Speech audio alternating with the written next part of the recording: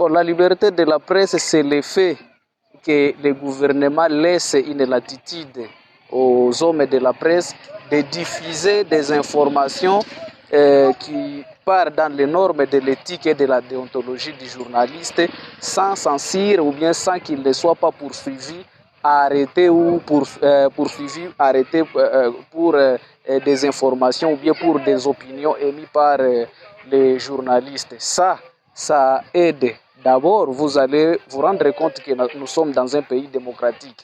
Et la démocratie a comme pilier, alors des grands piliers, la liberté d'expression. Cette liberté d'expression qui n'est pas différente aussi de la liberté de la presse. Parce que la presse facilite cette expression.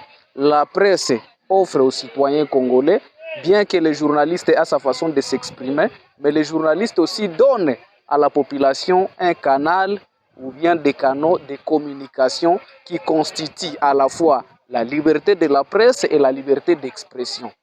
Alors, la liberté d'expression sert en démocratie à critiquer les actions des gouvernants, à critiquer les actions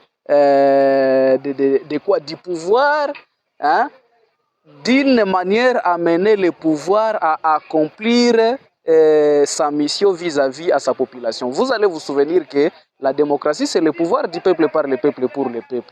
Et pour le peuple là, c'est-à-dire que les gouvernants doivent travailler pour le bien-être de la population. Alors, cette population est censée rappeler toutefois les autorités afin qu'ils réagissent dans la parcelle de leur mission.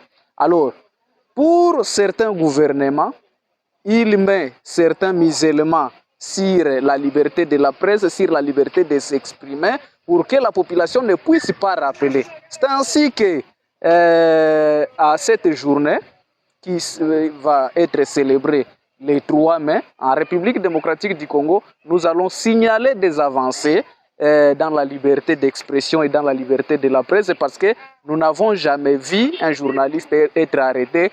Nous n'avons jamais vu un journaliste être arrêté parce qu'il a émis de quoi. Nous félicitons le président de la République, le gouvernement Judith Suminwa d'avoir occasionné des avancées dans la liberté de la presse et dans la liberté d'expression.